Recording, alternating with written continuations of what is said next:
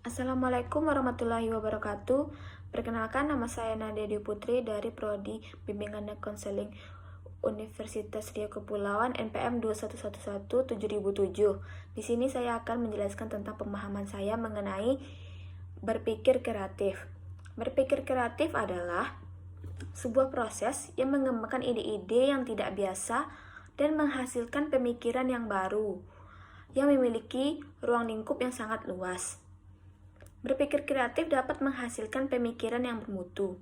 Proses kreatif tersebut tentunya tidak dapat dilaksanakan tanpa adanya pengetahuan yang didapat dengan pengembangan pemikiran dengan baik. Selanjutnya adalah ciri-ciri berpikir kreatif pada siswa. Yang pertama adalah keterampilan berpikir lancar. Di sini dapat dilihat dari bagaimana perilaku anak yang suka mengajukan banyak pertanyaan, menjawab dengan sejumlah jawaban jika ada pertanyaan, mempunyai banyak gagasan mengenai suatu masalah, lancar mengungkapkan gagasan-gagasannya. Yang kedua adalah keterampilan berpikir luwes.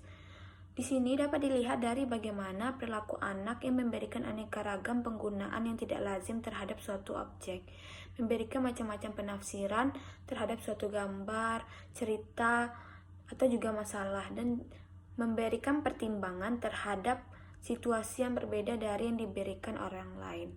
Yang ketiga adalah keterampilan berpikir orisinal. Dilihat dari bagaimana perilaku anak memikirkan masalah-masalah atau hal-hal yang tidak pernah terpikirkan oleh orang lain. Yang selanjutnya, keterampilan memperinci, yaitu dilihat dari bagaimana perilaku anak mengembangkan atau memperkaya gagasan-gagasan orang lain. Yang kelima, keterampilan menilai. Di sini dapat dilihat dari bagaimana perilaku anak dapat menentukan pendapat sendiri mengenai suatu hal. Yang keenam, memiliki rasa ingin tahu. Dilihat dari bagaimana perilaku anak mempertanyakan segala sesuatu. Yang ketujuh, yaitu bersifat imajinatif.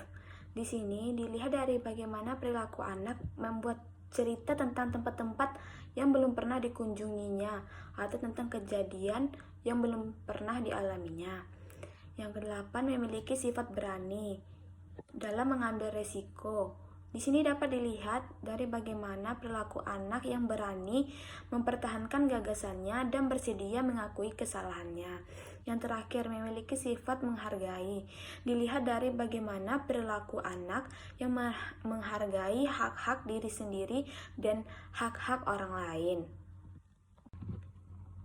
Selanjutnya, ada 3 aspek yang menandai orang-orang kreatif. Yang pertama adalah kemampuan kognitif. Di sini termasuk kecerdasan yang di atas rata-rata, kemampuan melahirkan gagasan-gagasan baru dan gagasan-gagasan yang berlainan, dan juga fleksibilitas kognitif. Yang kedua adalah sikap yang terbuka. Maksudnya di sini adalah orang yang kreatif mempersiapkan dirinya menerima stimuli internal maupun eksternal. Yang ketiga, sikap yang bebas dan percaya pada diri sendiri, yaitu orang yang kreatif ingin menampilkan dirinya semampunya dan semaunya, dan ia tidak terikat oleh konvensi-konvensi. Selanjutnya, ada 5 tahapan dalam melakukan proses kreatif. Yang pertama, stimulus. Stimulus ini berguna untuk dapat berpikir kreatif. Perlu adanya stimulus dari pikiran yang lain. Stimulus awal didorong oleh suatu kesadaran bahwa sebuah masalah harus diselesaikan. Yang kedua adalah eksplorasi. Di sini peserta didik dibantu untuk memperhatikan alternatif-alternatif pilihan sebelum membuat suatu keputusan. Untuk berpikir secara kreatif, peserta didik harus mampu menginvestigasi lebih lanjut. Yang ketiga adalah perencanaan. Perencanaan setelah diadakan stimulus berupa masalah, kemudian melakukan eksplorasi untuk pemecahan masalah. Selanjutnya membuka berbagai rencana atau strategi dalam pemecahan masalah. Dari beragam rencana yang dibuat dapat diambil beberapa rencana yang paling tepat untuk solusi. Yang keempat adalah aktivitas. Proses kreatif dimulai dengan suatu ide atau kumpulan ide.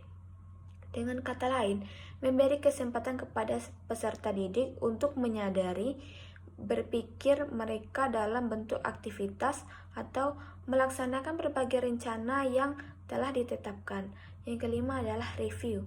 Peserta didik perlu mengadakan evaluasi dan meninjau kembali pekerjaan. Peserta didik dilatih untuk menggunakan imajinasi mereka untuk mengevaluasi. Yang selanjutnya ada 4 alasan mengapa belajar kreatif itu penting. Yang pertama, belajar kreatif menciptakan anak yang berhasil guna jika kita tidak bersama mereka. Yang kedua, belajar kreatif dapat menciptakan kemungkinan-kemungkinan untuk memecahkan suatu masalah yang tidak pernah kita ramalkan di masa depan. Yang ketiga, belajar kreatif menimbulkan akibat yang besar dalam kehidupan kita. Dan yang empat, belajar kreatif dapat menimbulkan kepuasan dan kesenangan yang sangat besar. Sekian penjelasan dari saya. Apabila ada kesalahan mohon dimaafkan. Assalamualaikum warahmatullahi wabarakatuh.